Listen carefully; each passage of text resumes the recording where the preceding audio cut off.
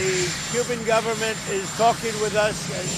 They're in a big deal of trouble, as you know. They have no money, they have no anything right now. But they're talking with us, and maybe we'll have a friendly takeover of Cuba. We could very well end up having a friendly takeover of Cuba.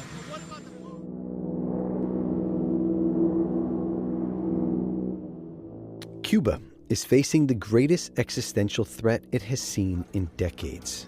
Cubans say they are in survival mode, enduring frequent blackouts and soaring food prices as the United States continues to block fuel from reaching the island.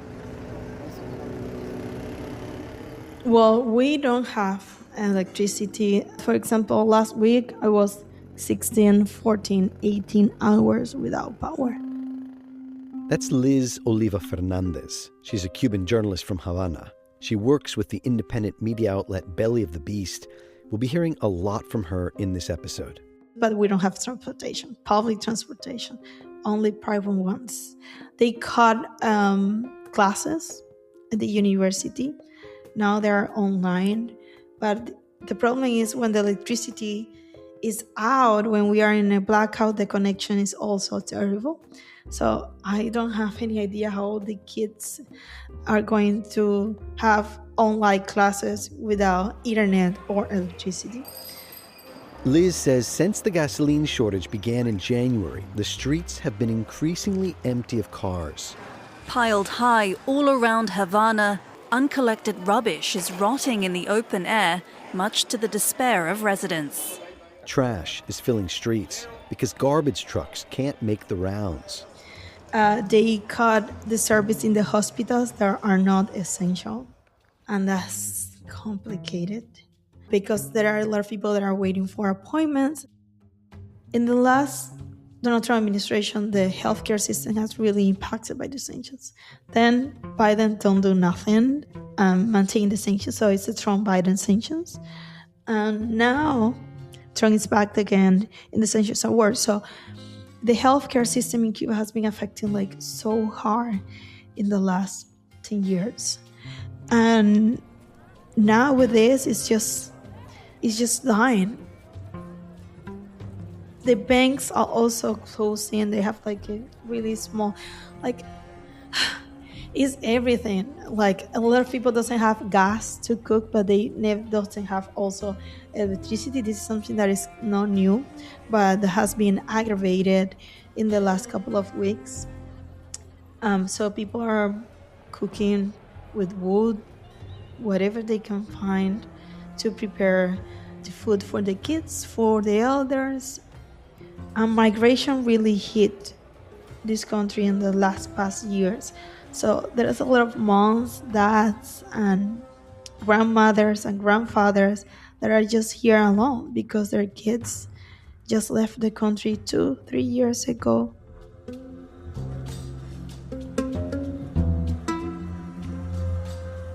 Things are bad. They haven't been this bad in decades, and it's on purpose. This is a humanitarian crisis made in the United States. President Donald Trump spoke to reporters about Cuba in mid-February. Cuba is right now a failed nation, and they don't even have jet fuel to get for airplanes to take off. They're clogging up their runway. We're talking to Cuba right now. I have Marco Rubio talking to Cuba right now, and they should absolutely make a deal because it's really a humanitarian threat. But Trump, Rubio, and other officials have made it clear that they aren't interested in anything less than regime change. And they're going after that goal full throttle. The United States is now imposing an intensified economic blockade on the island nation that is pushing it to the brink and hitting its most vulnerable residents the hardest. So we can say that already people are dying because of the sanctions. I cannot tell you a number, but whoever is behind these sanctions, they have blood on their hands. All of that in a minute. This is Under the Shadow, an investigative narrative podcast series that looks at the role of the United States abroad in the past and the very, very present. This podcast is a co-production in partnership with The Real News and NACLA. I'm your host, Michael Fox, longtime radio reporter, editor, journalist, the producer and host of the podcasts Brazil on Fire and Stories of Resistance. I've spent the better part of the last 20 years in Latin America. I've seen firsthand the role of the U.S. government abroad, and most often, sadly, it is not for the better. Invasions, coups, sanctions, support for authoritarian regimes. Politically and economically, the United States has cast a long shadow over Latin America for the past 200 years. It still does. This is Season 2 of Under the Shadow, Trump's Attack. Episode 7, Trump's War on Cuba, Crisis Made in the USA. Today, we're headed to Cuba, the next country on Trump's hit list after Venezuela and now Iran. Over the last month, the Trump administration has ratcheted up its actions against the country with devastating effects. On January 29th, Trump issued an executive order declaring that Cuba constituted a, quote, unusual and extraordinary threat to the national security and foreign policy of the United States. The order accused the Cuban government of supporting terrorism and destabilizing the region. Trump declared a national emergency in response to the so-called Cuban threat.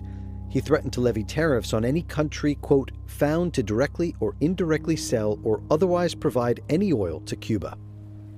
Now, cutting all oil to Cuba might not seem like such a big deal unless you remember that Cuba is a nearly 800-mile-long island in the Caribbean, 90 miles from the U.S. coast. It does have an oil refinery, but no way to access crude. And like many countries on the planet, oil runs just about everything. Fuel for gas, cars, trucks, the electrical grid, and therefore also the water system. In other words, shut off the oil pumps and you essentially strangle the country, which is exactly what the United States is trying to do. And Cuba will be failing pretty soon. Cuba is really a nation that's very close to failing. You know, they got their money from Venezuela. They got the oil from Venezuela. They're not getting that anymore. That was Trump speaking just 2 days before issuing his executive order. Francesca Emanuel is with the Center for Economic and Policy Research, or CEPR, in Washington, D.C. The current energy siege cannot be understood apart from its explicit political objective: to force the island's economic collapse in order to precipitate the overthrow of the Cuban government, a regime change strategy that the United States has pursued for decades.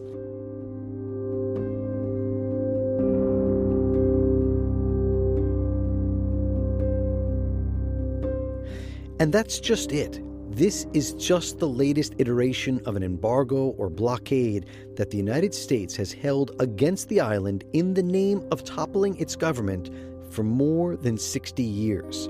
A blockade that for decades has been denounced nearly unanimously by almost every country in the world at the UN General Assembly. The unilateral economic, commercial, and financial embargo imposed by the United States of America against the Republic of Cuba remains a clear violation of the UN Charter and international law. Francois Blackman is the Barbados ambassador to the UN. He spoke to the Assembly in 2025 before the annual vote denouncing the U.S. embargo. For more than 3 decades, the General Assembly, guided by the Charter, has spoken with clarity and consistency. This embargo must end.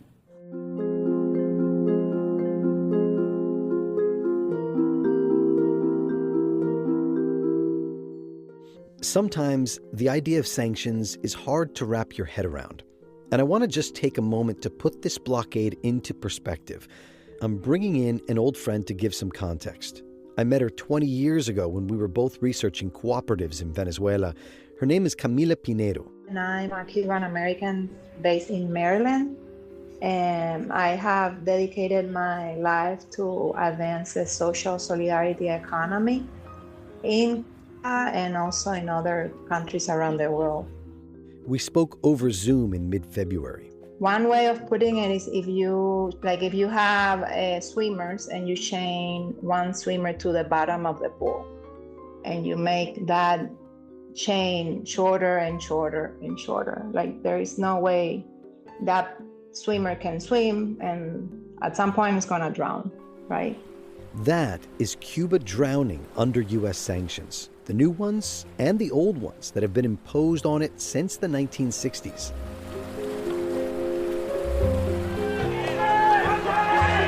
It's like a medieval siege, and over the last month, the United States has tightened the screws, particularly around oil. But that siege has been in place for a long time, imposed shortly after the victory of the Cuban Revolution on January 1st, 1959. Bearing 26th of July banners, joyous followers of Fidel Castro sweep triumphantly through the Cuban capital hours after their rebellion had toppled the regime of Fulgencio Batista. Such was the scene just before Castro's advance guard approached. They had marched right across the island in a triumphant progress, joyfully acclaimed all the way. At last, Dr. Fidel Castro himself arrived. Time and again he was held up by the crowds. He spoke to them of the new regime now being inaugurated, a regime, by the way, now formally recognized by Britain. Peter Kornblue runs the Cuba Documentation Project at the National Security Archive in Washington, D.C. He's also the co-author of the book Back Channel to Cuba, The Hidden History of Negotiations Between Washington and Havana. The Cuban Revolution of 1959 was really one of the most significant, if not the most significant, David versus Goliaths in the history of the Western Hemisphere. This small island off the coast of the United States took on the Colossus of the North. Cuba, pearl of the Antilles, playground of the Caribbean, with a charm both bold and exciting. U.S. economic interests and U.S. political interests and U.S. mafia interests, crime interests, had controlled Cuba for the better part of since the 1930s, essentially. And the United States actually had controlled Cuba under a special law that the U.S. Congress passed at the turn of the 20th century called the Platt Amendment, which gave the United States the right to basically tell the Cubans what to do, control their economy, control their military, control their politics, take Guantanamo as U.S. property in perpetuity, et cetera, et cetera. So it was a symbol of U.S. imperial and imperialist interests in the Caribbean and Latin American region. Que el gran motor de la historia han sido las luchas de las masas oprimidas contra los opresores. And here comes this, bearded, uniformed revolutionary who stands up to the United States, leads a rather unbelievable revolution. It's because of the nationalism of the Cuban people. The Cuban people are so angry with the brutality and ruthlessness of the general that the United States kind of controlled Cuba through, General Batista, that they were all willing to rise up, the middle classes, lower classes, upper middle classes. Se han encontrado con que la revolución cubana sabe también pelear y ganar batallas en este campo.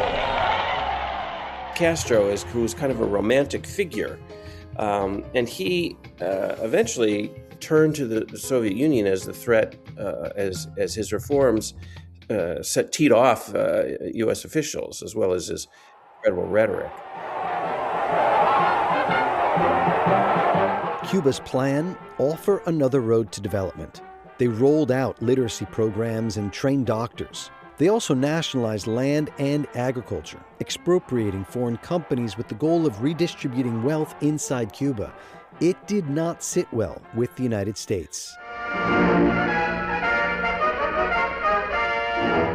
At his White House press conference, President Eisenhower announces that Cuba's assigned share of the United States sugar market has been cut by 95% for the balance of 1960, in reply to what Ike called Fidel Castro's deliberate policy of hostility.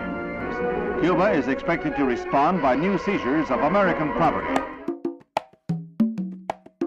That was a big deal for Cuba. At the time, the island nation was the largest sugar-producing country in the world. Sugar was its largest export. Most of it went to the United States. Suddenly, Cuba had to pivot to new markets like China and the Soviet Union from the communist bloc. On October 19, 1960, U.S. President Dwight D. Eisenhower announced a trade embargo on Cuba. It banned most U.S. exports to the island except for medicine and food. The Eisenhower decision to foster deprivation on the island through a cutoff of exports was in response to Fidel Castro's decision to expropriate U.S. properties. The oil refineries, some of the fallow lands by the sugar companies, agricultural reform, and also to receive an economic delegation from the Soviet Union that the United States found to be a big problem. I mean, the whole point of the revolution was that Cuba would become independent of U.S. economic and political control. And obviously, to do that, it needed to develop alliances with other major countries.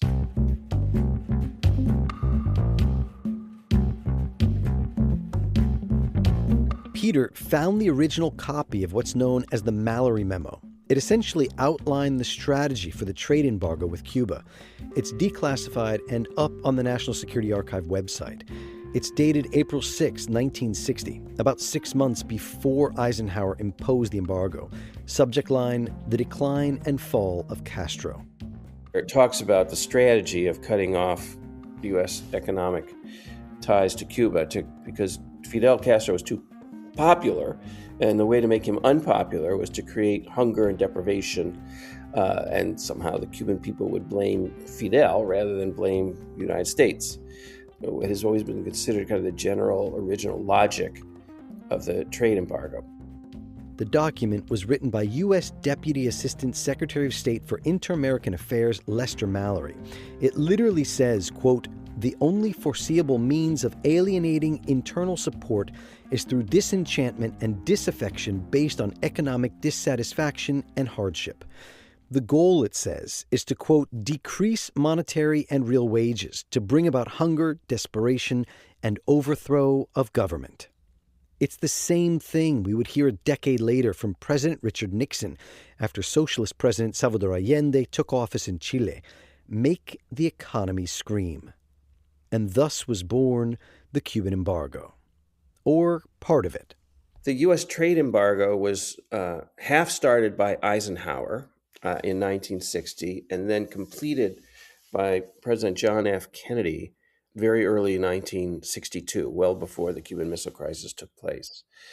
Eisenhower cut off all U.S. exports to Cuba, and Kennedy then cut off all U.S. imports from Cuba and expanded the embargo to cover third countries and other Cuban goods that might come from elsewhere. The embargo became a symbol that endured. It endured past the CIA covert operation plots, the assassination plots, the Bay of Pigs invasion, all of that. But the fiery bearded Castro is hardly short on words as he attacks what he calls United States imperialism and calls on sister Latin American republics to aid Cuba. There is so much history I'd like to dive into here today. The Cuban Missile Crisis, the U.S. terror campaign against Cuba, the 1976 CIA-backed bombing of Flight 455, which killed all 73 people on board, including the Cuban national fencing team. Clearly, I need to produce an entire season of Under the Shadow just on Cuba. But for now, I'm going to bring us back to the present and the ever-present embargo or blockade. Basically, a blockade is you are blocking anything from coming in and from coming out. And of course, at some point it wasn't 100% effective because Cuba found ways, but the U.S. every time has make it harder and harder. And from like the easy times of the embargo or blockade, Cuba could not buy anything, even by any company anywhere in the world. If a product had 10% of U.S. component, Cuba could not buy it. That was when the times were good for Cuba. That's the minimum of the embargo. So you can imagine every technology pretty much in the world has at least 10% of U.S. component. Camila also says that ships that travel to Cuba to trade can't go back to the United States for at least 6 months. 6 months. And that is not new. That rule has been in place since 1962. There is no ship that is going to come to Cuba that is not going to want to go to the U.S., Camila says U.S. efforts to undermine Cuba at every turn go well beyond the sanctions, threatening other countries or companies, blocking purchases from abroad, even over medicine and supplies to fight COVID-19 during the pandemic. It's also all the undercover actions that they do to stop anything that the Cuban institutions try to do to develop or satisfy the needs of the people. If they know that the Cuban government is buying some part somewhere to fix a thermoelectric, they're gonna sabotage that. So they do everything in their power to make our lives and the lives of Cubans as bad as they can.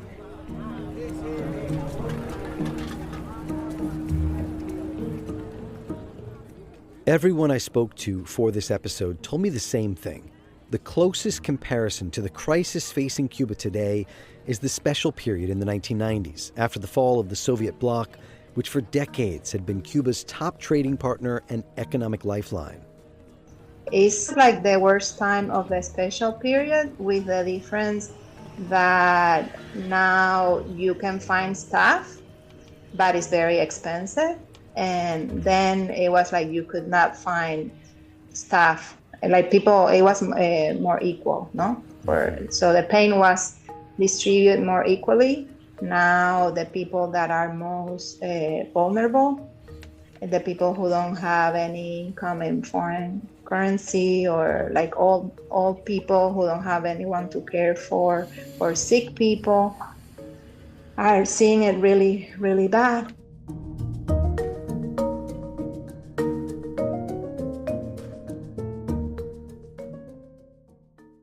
The U.S. blockade against Cuba is the longest-running embargo, blockade, or economic sanctions against any country in the world.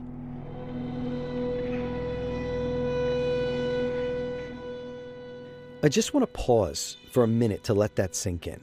A Cuban born any time after 1960 has never lived a day without U.S. sanctions on the island. In other words, anyone younger than retirement age in Cuba has always felt the direct or indirect impact of the United States on their lives. But journalist Liz Oliva Fernandez says that's hard to put into perspective when you're struggling to get by from one day to the next. The sanctions is so big and people are so busy surviving the day-by-day life that they don't have enough time to pay attention to the, okay, let me see the political picture, the big picture, let me analyze how this is having domino effects on me and also on my family. People are trying to, oh my God, the price of the chicken. Oh my God, we don't have eggs. Oh my God, it's impossible for me to buy eggs and to pay transportation, or buy chicken, I need to decide. So I'm thinking about a circumstance, or to buy medications. I'm trying to set the things down. Like, people are really doing triage right now. Here's the thing. It didn't have to be like this. I have come here to bury the last remnant of the Cold War in the Americas. I know this seems like ancient history, but President Barack Obama made huge strides toward renewing relations with Cuba. When he was in office exactly a decade ago this month, he was the first U.S. president to travel to Cuba in almost 90 years. Peter Kornblue. That was to create momentum for the breakthrough in normalized relations. And at the time, he brought a whole entourage of U.S. businessmen. People wanted to start to invest in Cuba. Cuban entrepreneurs felt supported for the first time and an opening for the first time. Yes, that situation didn't work out, but it didn't work out because Donald Trump came in and abrogated the deal with Cuba that President Obama had made. And cutting off that relationship, and which was creating significant change both in U.S.-Cuban relations and on the island in terms of economic development, was a major contribution to the situation right now. Instead, up until now, there's still some food in the farmers' markets, and people who have access to dollars and are in the private sector are still able to get food. Other parts of the country are not, however, and that is the majority of Cubans.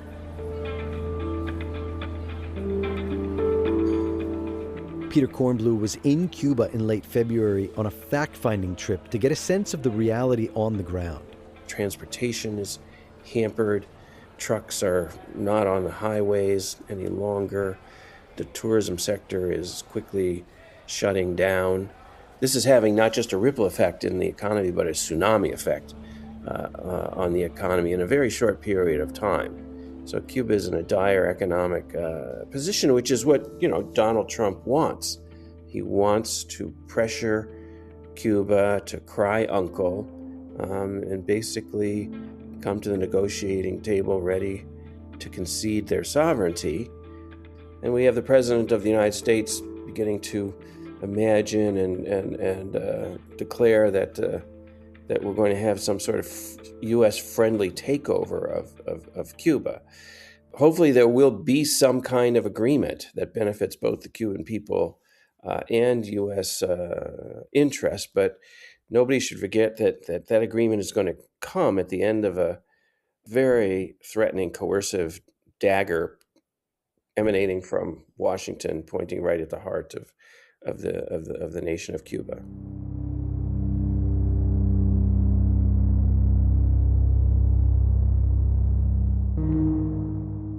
Well, over the last 60 years, the U.S. has methodically made it very difficult for Cuba to have normal trade relations in the world. Medea Benjamin is the founder of the peace group Code Pink. She traveled to Cuba twice over the last month to bring humanitarian aid to the country. This gets better in certain times, like when Barack Obama was president, and then it goes back again, and Trump has tightened the screws. But what it means is that Cuba was never able to really try to reach its potential because it always came up against U.S. efforts to sabotage. The sanctions, when they're at their worst, don't let Cuba deal with the international financial system. They make it impossible for Cuba to use what's called the SWIFT system. So Cuba doesn't have the ability to have a credit. When it buys anything, it has to do it in cash. People in Cuba now don't have access to, for example, you can't use Zoom, you can't use PayPal, you can't use GoFundMe, you can't use these kinds of things that other people around the world use. It's hard to send remittances back to your family, very hard. Other countries, poor countries, their number one source of income is money that people who've left the country send back to their families, remittances. Cuba, it used to be you could send through Western Union. Now the U.S. closed that down. They closed down other avenues. So people literally have to carry the money to take to relatives. So you look at any area where Cuba has tried to either act like a normal country with normal trade relations or has tried to find different ways to get income, like that medical missions program that became at one point the number one source of hard currency to the country. These sanctions have made it impossible. Cuban journalist Liz Oliva Fernandez says she was recently speaking with the Cuban-American lawyer Alfred de Zayas, and he told her we shouldn't be using the term sanctions. I would say, don't say sanctions anymore, because sanctions are legal. These are unilateral coercive measures against one country, and this is illegal under international law. And don't seek anything like compliance, because you can comply something that is illegal, that makes you a complicit, that is different. It's hard to describe the very real impact U.S. sanctions have on people and communities in Cuba or any place.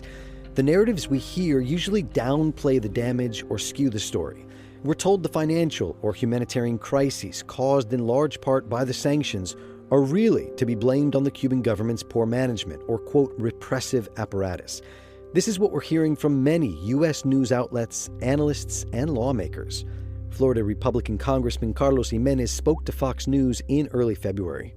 And that regime is a cancer to the Cuban people, a cancer to the Western Hemisphere. We need some harsh medicine to cure the patient, Cuba, so that we can get rid of this cancer, which is the communist regime that has basically oppressed its own people for over 65 years and has exported its revolution to the Western Hemisphere. And so they've been a real thorn in our side for a long time. And I'm very glad that the president has taken decisive action.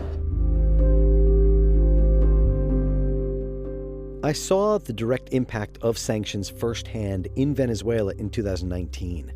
I traveled there to investigate how ramped up U.S. sanctions under Trump were impacting the lives of everyday residents. What I found was shocking. Entire shelves of pharmacies were empty. Parents couldn't get even basic medicine for their kids. The little medicine that was there was too expensive for most people. Much like the case with Cuba, U.S. sanctions had blocked Venezuela from using international banking systems and threatened actions against other countries that would trade with Venezuela. One day, I traveled up into a maze of cinder block homes in the poor barrio of Caucahuita in eastern Caracas. I was there to meet Carolina Suberu, who lived with her mother, sister, and 3 kids in a minuscule 2-bedroom home. Her youngest daughter, then 5-year-old Hengerlis, needed 4 different medications for her epilepsy. But Carolina could only find one of the drugs, and she could only afford it some of the time. Yo he tenido que cambiar comida por eso. She has seizures every day, Carolina told me. I've had to trade food for medicine. Hers was one of countless stories I heard. According to a 2019 report by the Washington-based Center for Economic and Policy Research, Hengerlis was one of an estimated 300,000 people at risk because of a lack of medicines or treatment due to the U.S. sanctions on the country. In Caracas, broken vehicles lined the winding roadsides of the poor barrios because parts largely came from abroad and they were either impossible to find or too expensive.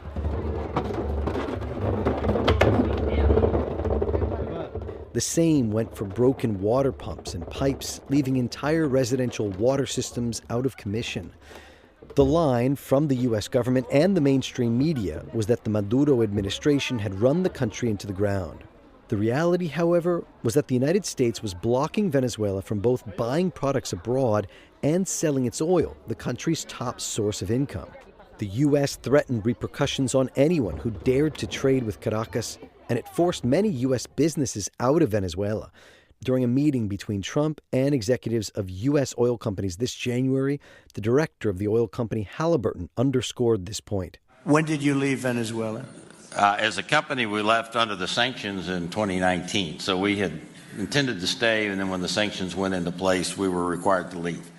Actually, the sanctions have a tremendous impact on Venezuela's economy and its ability to import, essential goods. Greg Wilpert is the founder of the independent news site Venezuela Analysis and the author of the 2007 book about then-President Hugo Chavez changing Venezuela by taking power. I would estimate that something like 80% of the economic problems, whether it's the decline in GDP or the increase in inflation, are attributable basically to the sanctions. In other words, the United States was slowly strangling Venezuela. And not just the government, the people, the nation. According to that report by the Center for Economic and Policy Research that I mentioned earlier, Between 2017 and 2019, the U.S. sanctions on Venezuela killed 40,000 people. A study co-authored by the same organization in 2025 and published in the Lancet Global Health Journal estimated that more than 500,000 people die around the world each year from sanctions. Put another way, more people are killed each year by sanctions than by wars across the planet.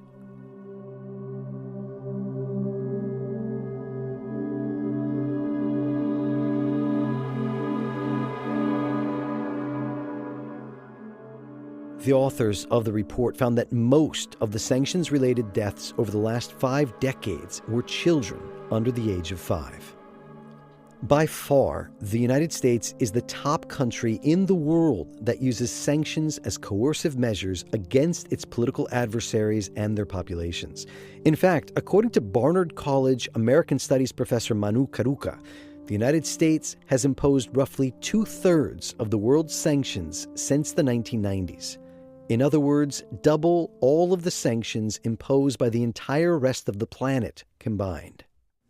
The people of Cuba are starving because of our country. They are cutting them off from the rest of the world through sanctions and total blockade of fuel. A country of 11 million people without fuel. Michigan Democrat Congresswoman Rashida Tlaib spoke out in defense of Cuba in mid-February. Think about that. Homes, schools, hospitals without power, children without food or medicine. The forced starvation of entire, again, Cuban people.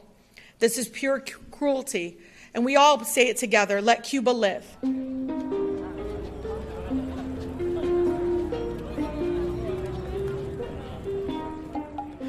Back in Cuba, following Trump's January 29th executive order, journalist Liz Oliva Fernandez went to the streets to ask people in Havana what they thought about the U.S. measures against them.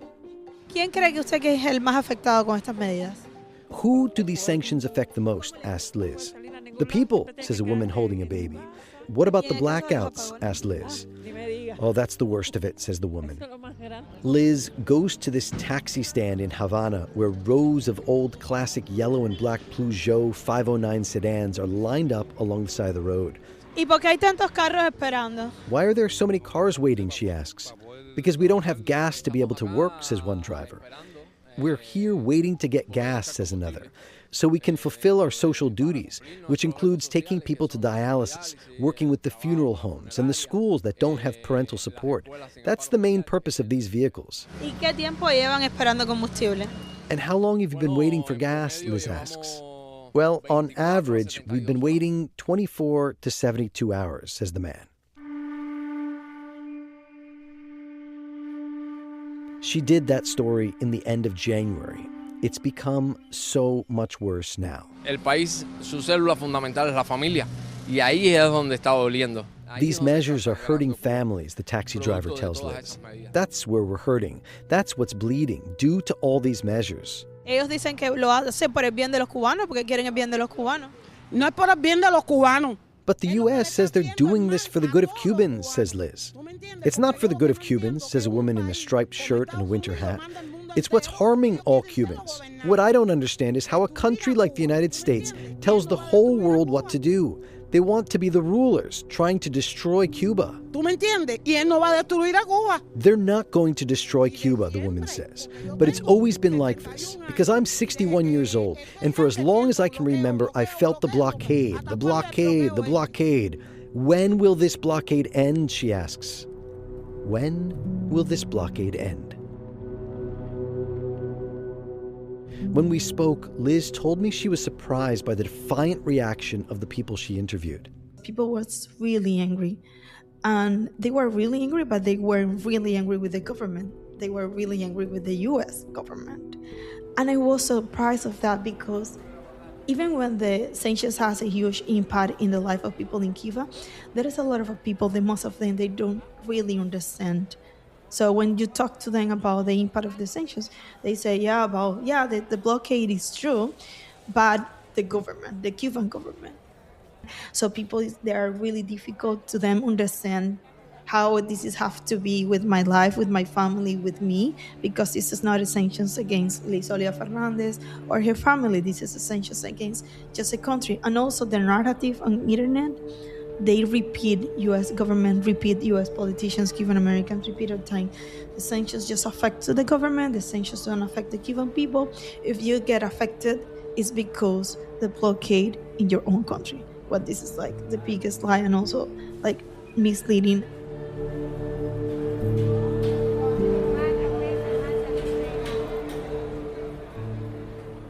In other words, the line from the Trump administration and in the mainstream media is that if things are bad, it's because of the Cuban government, not the United States. The U.S. ambassador to Cuba, Mike Hammer, has said this outright on numerous occasions recently. Es una situación, una deterioración económica grave. Lo he visto recorrer de los últimos 13 meses que más o menos llevo. The financial situation in Cuba has deteriorated, he told the Miami-based Spanish-language television station Telemundo in early February. The situation of the energy infrastructure is collapsing. Everything is getting worse. Tourism is clearly impacted, because who's going to go to a country without electricity and where crime is rising little by little, where there are no services? This, he explained, was why Cuba needed regime change. And he said that would come sometime this year. In another interview with the same outlet roughly a week after Trump's new sanctions, he denied that the blockade had any impact on the island. El único bloqueo aquí, en Cuba, es interno. The only blockade here in Cuba is internal, he said, because they know they eat chicken from the United States, they receive medicine from their relatives in the United States.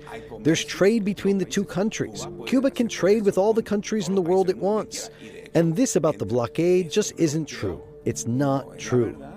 No es la verdad. El embargo nunca ha puesto límite sobre. Journalist Liz Oliva Fernandez saw the interviews. And I say, oh my God, shut up. You can't be serious. Like, are you talking about like the biggest country of the world, the most powerful country of the world, United States, that you always praise about it, are imposing oil blockade, an entire a small nation, the Caribbean, with 9 million something of populations, and you're saying that they're not having any effects. Where we are going to get the oil for keep the country running? And we don't think about this, but the entire countries, not just Cuba, around the world, run by oil. So how we going to survive to this? If everyone is so afraid of the United States, or how can we stop United States? How we can stop U.S. government? Because I don't feel that no one in this world can feel safe. Because yesterday Greenland, before yesterday Venezuela, then Cuba, then what? They are doing things that are illegal, but no one are questioning that. So who is going to be tomorrow? And I feel like many people feel safe because it's like, well, it's not Cuba, it's not Venezuela, it's not Greenland. But do you know, like maybe when it's your turn, it's no one left to help you.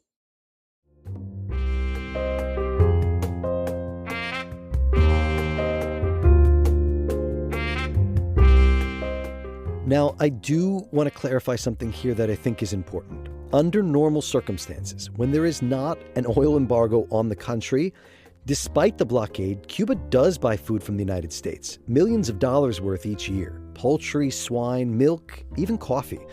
These and other products are exempted. They began to be permitted in 2000 after the United States passed a trade bill which allowed for the export of certain food and medicine. This is likely in part what U.S. Ambassador Mike Hammer was talking about. But Cuba can only purchase those products with cash, not credit. And everything else regarding the blockade that Medea Benjamin talked about earlier remains in place. If all of that wasn't confusing enough, Trump in late February said he would now begin to allow some U.S. companies to send fuel to businesses in Cuba just as long as they are not tied to the Cuban government. The goal, in other words, isolate the Cuban government, support the private sector. Peter Kornblue. The Trump administration is trying to bolster that part of the society. They want to keep the private sector going because, of course, they see the private sector as key to the future of Cuba and Cuba's evolution to a capitalist and prosperous society. As for the blockade, historian William LeGrand wrote on the 60th anniversary of its implementation, quote, "The U.S. economic embargo against Cuba, or el bloqueo as Cubans refer to it, is not a single law, but a complex patchwork of laws, presidential proclamations, and regulations that Fidel Castro once called a tangled ball of yarn."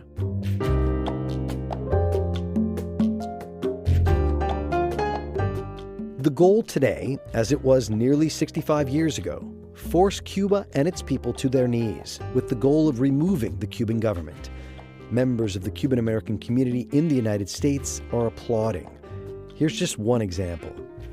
Well, we are in Miami. We're the Cuban Americans in Miami, and we're delighted that we're seeing the light at the end of the tunnel. Maria Salazar is a Cuban American congresswoman from Florida. She was interviewed by Fox News in mid-February. These are glorious, momentous times for the Cubans in Miami that I represent and for the Western Hemisphere. So Trump, bravo. Venezuela first, Cuba second. Journalist Liz Oliva Fernandez. I really get surprised when I read in social media people that are really glad and they are celebrating this situation about how now Cuba's gonna be free. And I just think about, I don't believe that the United States can bring some freedom, any freedom to Cuba or to any country in the world, because first you need to be free yourself. And that's something that the United States needs to work on. But then, how is it possible that you feel like a victory when some people have to die or some people have to suffer? That's not a victory at all. Liz says she thinks that people in Cuba are for the first time really grasping not only the real impact of the blockade, but also how U.S. and Cuban-American politicians are quick to use Cuban people on the island as bargaining chips in their political gambles on regime change. Because they are saying, well, if a mother have to be hungry and a kid doesn't have access to medication, and this is the price that we need to pay, well, we need to pay in order to get freedom. And people are like, wait, what? It's not your kid, it's not your mom, it's not your people. You're saying that you're Cuba, but you never put a foot in Cuba. And also you are not here to pay the price. So who actually are the people who are paying the price? The people. And for the first time, they are really understand the whole thing. I think the sanctions always has been real, but for the first time in decades, I think it's crystal clear. Crystal clear that the United States is forcing the island and its residents to their knees. And it's not messing around. It wants the Cuban leadership out, and it doesn't matter if it causes people to suffer there. Trump's Cuban-American Secretary of State Marco Rubio said this explicitly during a Senate Foreign Relations Committee hearing in late January after Democrat Senator Brian Schatz pushed him on the issue. I'm not asking you whether we would prefer a different kind of government. I'm asking whether you are trying to precipitate the fall of the current regime. Yeah, but that's statutory. The Helms-Burton Act, the U.S. embargo on Cuba is codified. It was codified in law, and it requires regime change in order for us to lift the embargo.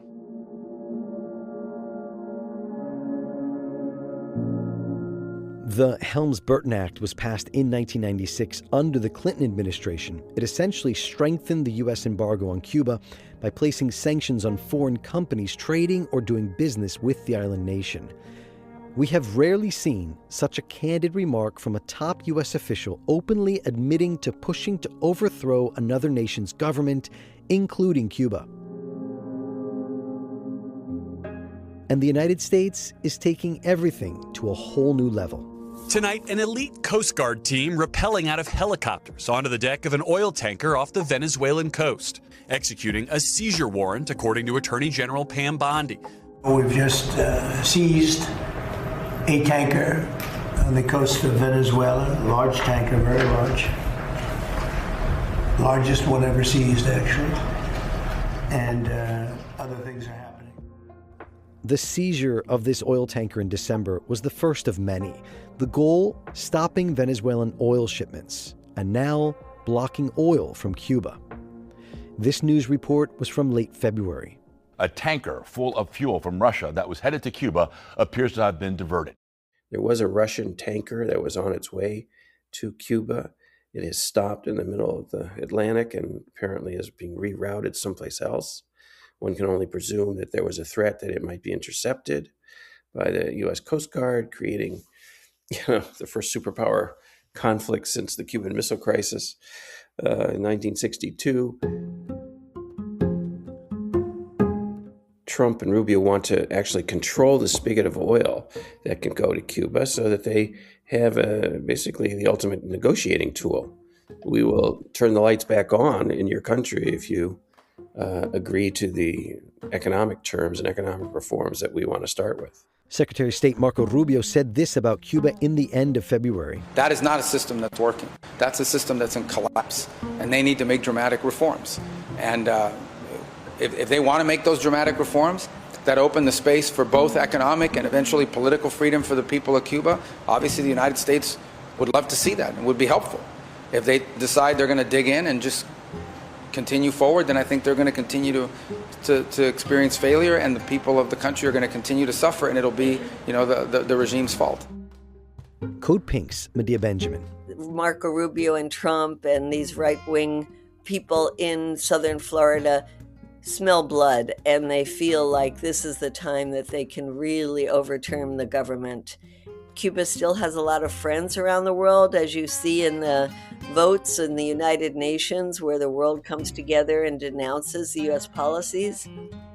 And some of Cuba's friends are responding to the nation's crisis. Canada has announced an additional $8 million to support Cuba as the country's humanitarian crisis worsens. 2 Navy vessels carrying humanitarian aid to Cuba set sail from Mexico. The shipments are loaded with powdered milk, beans, and other non-perishable goods. Sí, vamos a seguir enviando ayuda humanitaria, alimentación y algunas otras solicitudes que nos ha hecho. While oil, for now, is off the table, Mexico's Claudia Sheinbaum says Mexico will continue to send humanitarian aid. Y estamos ahora cerrando la jornada de lunes de este acopio. In Mexico City's Zocalo and other squares around the country, groups are collecting aid to bring to Cuba. De 11 de la mañana a 6 de la tarde. We're here from 7 a.m. to 6 p.m., says one of the organizers of the Humanitarian Aid Collection Center in the Zocalo.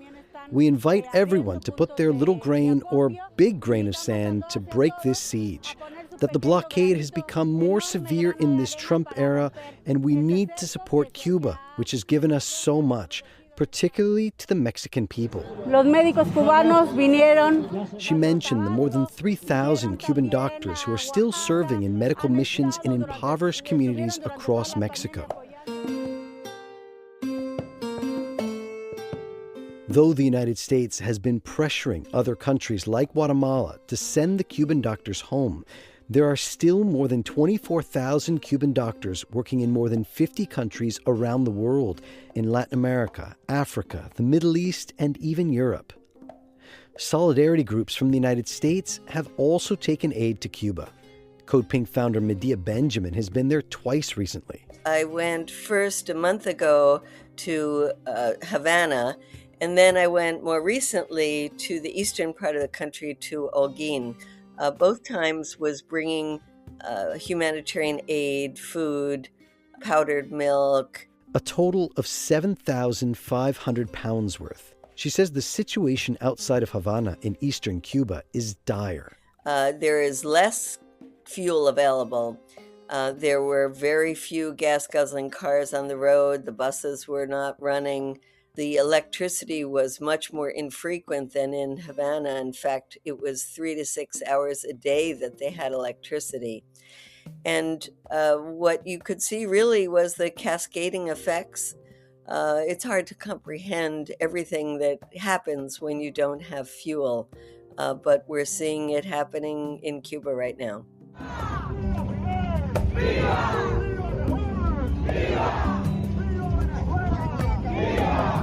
She says people need to stand for Cuba because it has always suffered retaliation for trying to offer an alternative. Cuba was a country that tried to do something different. And when people are seeing that the model of vulture capitalism is really not one that is providing even the basic needs for people around the world. In the United States, where I live, it's so difficult to even get health care. Young people can't afford an education. We have ICE thugs on our streets that are just grabbing people and terrorizing communities. Here in Washington, D.C., we have National Guard troops with guns walking around our streets. So Cuba was trying to do something different, and it managed to achieve a lot at some point in its history. This healthcare system that Cuba not only took care of its own people, but exported healthcare workers around the world is a model for the world in what we should be doing, taking care of people, training people, and then sending them out to the poorest communities or communities that are hit by earthquakes and hurricanes and natural disasters. So I think that in itself is one major reason. The other is just, how much is the world going to let the big bully of Trump just trample over other countries' sovereignty? We just saw it happen in Venezuela, which is such an unbelievably corrupt and convoluted situation right now with the U.S. stealing its oil, what the U.S. is still doing in the Middle East and threatening to do. So, somebody's got to stand up to the big bully, and Cuba's always been the one doing it. So, God bless them. We should be thankful that there's somebody standing up. ¡Abajo el imperialismo! ¡Abajo! ¡Abajo Donald Trump! ¡Abajo! In March, inspired by the humanitarian aid flotillas to Gaza, Medea Benjamin's Code Pink and Progressive International are planning to set sail from Mexico with what they're calling the Nuestra America Flotilla to send aid to Cuba.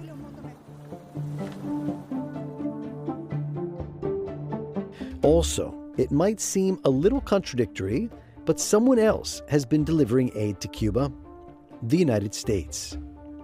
That's right. The country that is the most responsible for the crisis in Cuba right now is also sending humanitarian aid, $6 million worth, through the Catholic Church and a Catholic NGO. Yes, it's hypocritical, but it's also a strategic way of making it seem like the United States isn't to blame. I've been traveling around the region to make sure the aid is arriving, U.S. Ambassador to Cuba Mike Hammer said in a video posted over social media in mid-February, to alleviate the suffering and to improve the conditions a little bit for the people. Cuban journalist Liz Oliva Fernandez. We don't want nothing from the United States. Please be quiet, be in your own country, doing your own things. We don't care about that. But don't come here to pretend that you actually want to help us, because we don't have your help. I think and maybe that's contradictory and that's just me, and a lot of people say, well, we want United States help. But history has shown that whatever the United States enter in the game to help, the things end really bad.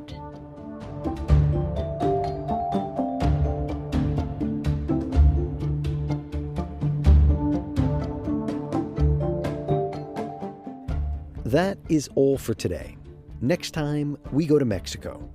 They left the whole front facade all along the wall here is just pot-marked with these holes that are left from the gunshots and the firings by the U.S. soldiers when they attacked. To look at the U.S. threats on the country just the other side of the Rio Grande, the long history of U.S. intervention in the United States' closest neighbor to the south, and the impact it's having today. 4:30, Mexico on edge following the Mexican government operation that killed the cartel kingpin known as El Mencho. That is next time on Under the Shadow.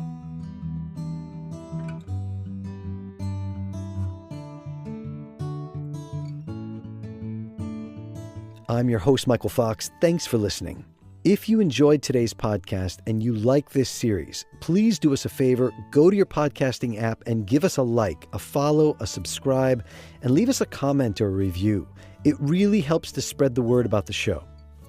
Also, I want to thank everyone who took the time to speak with me for today's episode.